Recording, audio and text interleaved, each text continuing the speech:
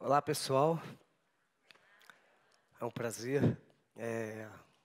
Essa história é uma história muito doida, porque eu vou falar sobre dependência química, né? Mas a minha primeira frase é que droga é bom pra caramba. É impressionante, né? Mas assim, é muito bom. É tão bom, porque se fosse ruim eu tinha parado lá atrás, né? Há 14 anos atrás eu parei com tudo. Mas assim, no começo parecia tudo bom. Se eu pudesse traçar uma linha, é um começo muito bom, depois uma linha de mão dupla, onde começa a ficar ruim, e no final, uma derrocada geral. Mas assim, a dependência química, o que é a dependência química? Uma doença sem cura, progressiva, e não sai no exame de sangue. Então, é uma doença diferente, você tem que aceitar que você está doente. É alguém falando para você que geralmente está na noite com você, falando assim, você está pegando pesado. Não, por que eu e você não? Ora, não sei, porque você está, enfim. Então, de uma certa maneira, tem que entender um pouco como começa isso, a compulsão, né? Tudo é ligado à compulsão. E eu fui um cara que comecei a glamourizar a droga, o álcool, a maconha, a cocaína, em casa. Tem gente que começa com a turma do colégio, com a turma da praia e tal. Eu comecei em casa porque meus irmãos mais velhos, meu irmão era mais velho de 5 anos e minha irmã 4 anos, eles conheciam na década, lá por 1975, toda a galera do rock, toda a galera da música em geral e do surf. E imagina, na década de 70 e tal, eu era um pouco tímido, desenhava e tal, ainda não tinha começado a tocar violão, e era fascinado pelo aquele mundo libertário deles do surf, de conhecer o Rio de Janeiro inteiro. E isso, de uma certa maneira, me deu assim um glamour. Eles eram meus ídolos, meus irmãos. E uma tia minha que levava os novos baianos lá para casa de Petrópolis, e eu via eles tocando e fumando maconha o tempo inteiro. E os amigos do meu irmão e da minha irmã também. Ao mesmo tempo que a galera ia para casa dos meus pais shapear a prancha, né, na garagem da casa, que era uma casa, do lado tinha uma máquina de lavar roupa cheia de carreira estendida de cocaína. Então, obviamente que eu vendo isso com 10 anos, 11 anos e tal, eu meio que desmistifiquei de uma certa maneira e achava, como eles são meus ídolos e são meus heróis, eu também acho que isso deve ser legal, né? E segui por esse caminho, não na mesma hora, com 10 anos, mas assim, eu comecei a aprender violão com 11 anos, para aprender Beatles e Bob Dylan. E aí eu comecei a tocar violão, e os amigos dos meus irmãos da minha irmã muitos sabiam tocar violão. A minha irmã começou a namorar um traficante quando ela tinha 14 anos e 17. E é um cara que eu idolatrava, porque ele me ensinava tudo. Ele chegava lá em casa e eu já pedia para ele me ensinar Obladi Obladá, sei lá, Something, qualquer coisa dos Beatles que fosse necessário. E ele era um cara muito bacana e tal, e ela se envolveu nisso cedo. Lá em casa são 3 dependentes químicos, né? Meu irmão, que está limpo para 17, 18 anos, minha irmã está limpa para 23 anos, e eu estou chegando agora, próximo em 14 anos, limpo. Mas a verdade é que é gradativo. E eu comecei a tocar violão e comecei a me envolver um pouco mais com a história do rock, do glamour do rock. Então, tinha o glamour dos meus irmãos, tinha o glamour do rock, tinha o glamour do surf. Eu comecei a fazer esporte cedo, a pegar onda, a jogar bola. Fui bicampeão carioca de squash. Então, tinha o lado esportivo, de esportista legal, bacana, que me segurava e tal. E comecei a brincar e subestimar um pouco. Pedi para experimentar um baseado aos 14 anos de idade. Não gostei muito da primeira vez, estava com os amigos, meu irmão me apresentou. E aí, no dia seguinte, pedi outro, já veio apertado. E aí, achei engraçado, me diverti, achei legal.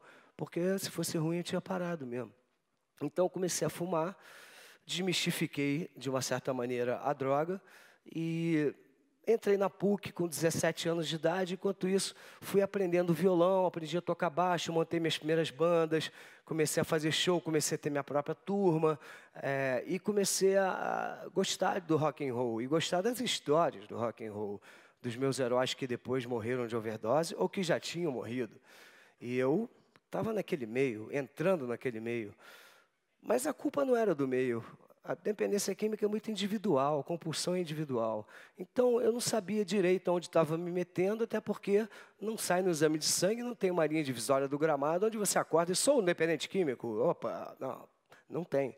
Então, eu fui indo e brincando, subestimando, glamourizando, subestimando a droga. E os meus irmãos mais velhos eram meus ídolos. Então, quando eu comecei a tocar, arrumei minha própria turma, ia para a Raul da Ajuda. De repente, assim, a maconha virou uma coisa mais secundária junto com o álcool. E eu fui para a Raul da Ajuda várias vezes. E aos 19 anos, eu já tinha entrado na PUC, fazendo a faculdade de administração de empresas. Segui talvez os passos do meu pai, que era um diretor do estaleiro EMAC, estaleiro naval. Minha mãe era fonoaudióloga, meus pais não usavam drogas, mas toda a família ao redor, de uma certa maneira, usava. E eu era o primeiro músico da família, o primeiro cara que começou a tocar. Então, eu fui autodidata, tive poucas aulas e tal, e comecei a ter uma banda minha de rock e tal. E aos 19, eu estava em Raul da Ajuda e experimentei cocaína. E a cocaína caiu como uma luva, assim, para mim. Eu já estava meio parando de fumar maconha e tal, e a cocaína desceu, assim, eu estava no maior cartão postal de Arraial da Ajuda, que é atrás da igreja, que é um visual todo que tem da praia. Eu comecei a tocar, eu era um violeiro de fogueira, inveterado, daqueles que toca de Beto Guedes a Pink Floyd, digamos assim. E comecei a tocar, e aquilo adormeceu minha garganta, e eu toquei horas. E eu pedi, era uma tia minha que estava do lado, eu pedi, o que é isso aí? Estava com um vidrinho na mão. Não, isso não é para o teu bico, não. Eu falei, não, passa para cá. Estava o João Estrela, do filme Meu Nome Não é Johnny, você vê as histórias, para onde foram, né?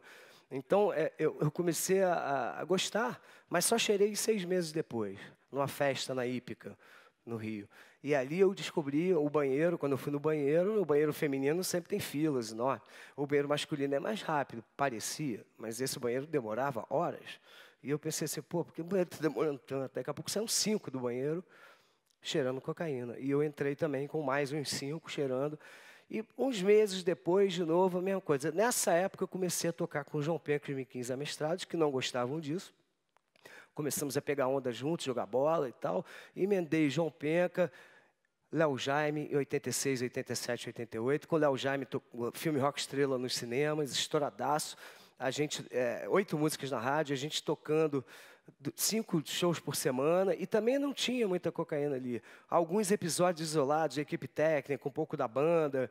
Em Manaus, eu me lembro da gente, eu bateu uma das primeiras depressões da minha vida lá e tal.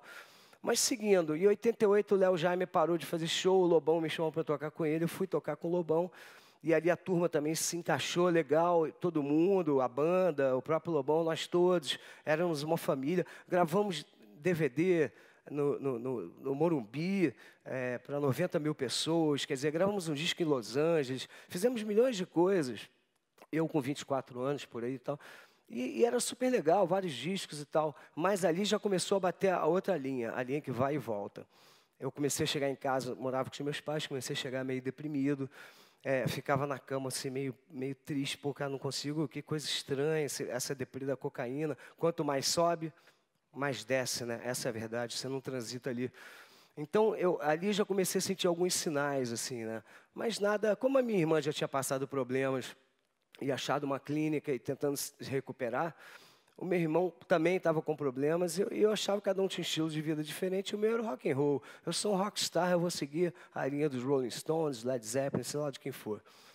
Então, continuei e entrei no Barão Vermelho em 92. E no Barão, eu como artista, mais responsabilidade, disco e entrevistas e tal, segurei um pouco a onda no começo, depois foi aumentando de novo o uso, até chegar a 2004. Quando chegou 2004, eu tive um lance no avião que foi, quase morri.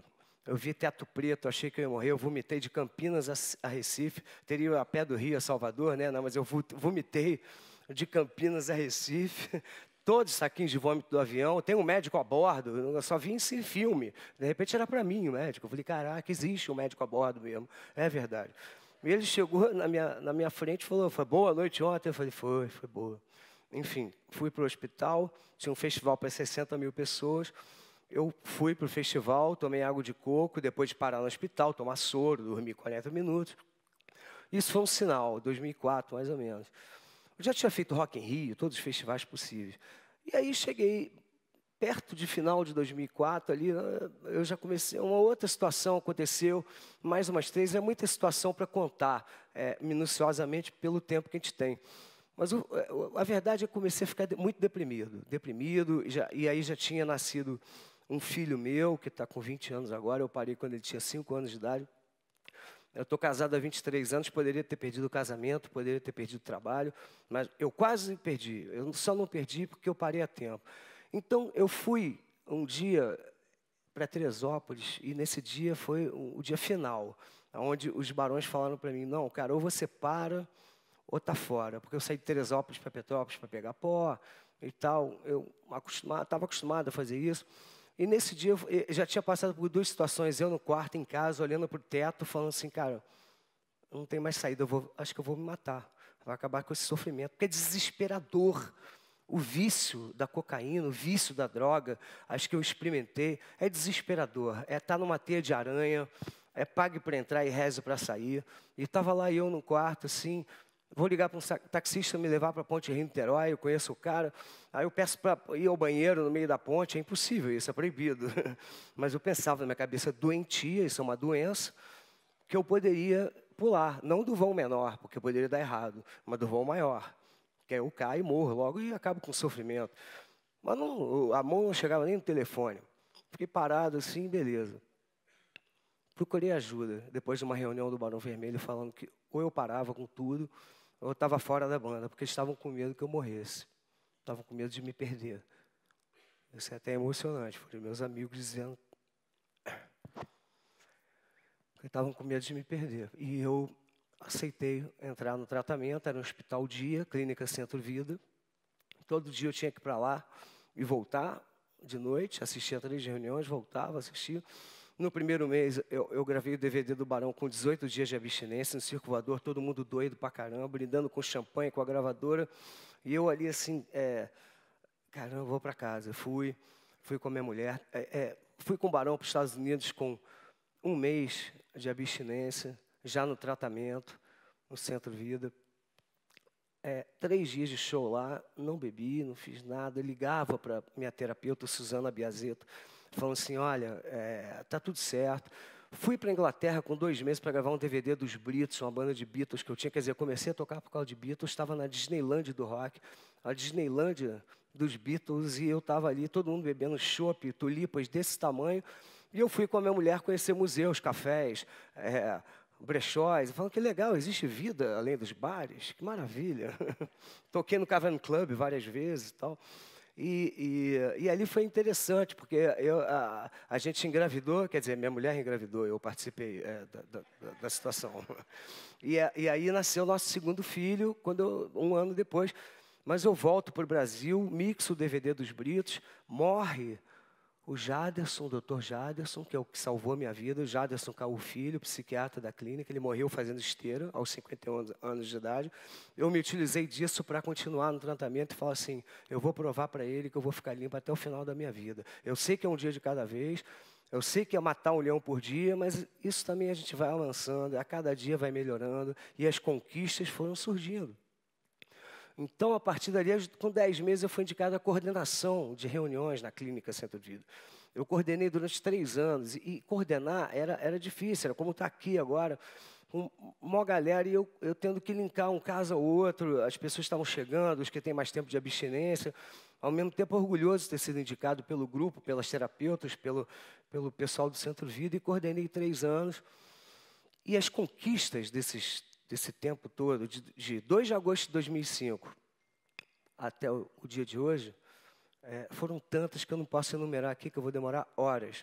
Mas foram 4 Rock in Rios em carreira solo, mais de 2.500 discos solo, shows, 14 discos, 4 DVDs, 1 livro, que é a minha biografia, uma turnê com Andy, na verdade, já a 5ª turnê com Andy Summers, guitarrista do The Police, junto com João Baroni, dos Paralamas de Sucesso. A gente está rodando o mundo. Além dos meus 20 shows por mês que eu faço, a Festa Rock, quer dizer, foi muita. Eu fiz 70 letras na primeira semana que eu parei com tudo. 70 letras. Eu não fazia uma letra para o Barão desde 98, do disco Puro Êxtase. Quer dizer, em 2005 eu fiz 70 na primeira semana, agora já são 10 discos. Enfim, só ganhos. Eu não sei enumerar esses ganhos. Eu sei que eu...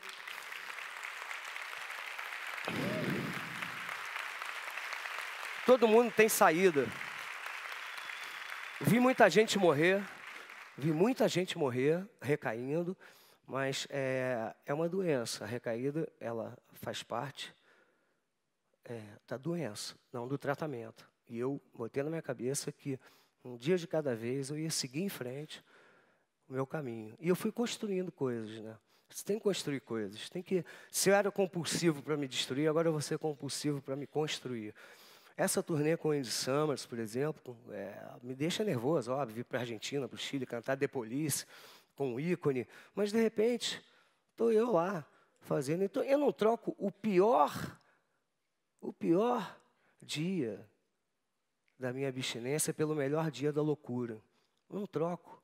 Para mim não tem preço, não tem negociação. A vida é a vida. O mesmo cara que estava olhando para o teto, pensando em se matar e pular da ponte Rio-Niterói, está aqui hoje falando para vocês, com um cartaz na porta desse mesmo teatro, anunciando uma nova turnê com Andy Summers e com João Baroni, o Call the Police. Mais um projeto que eu tenho, além do faz parte do meu show com o Menescal e com a Leila Pinheiro, Cazuza em Bossa Nova, e milhões de coisas que eu crio, 3 livros que eu estou escrevendo.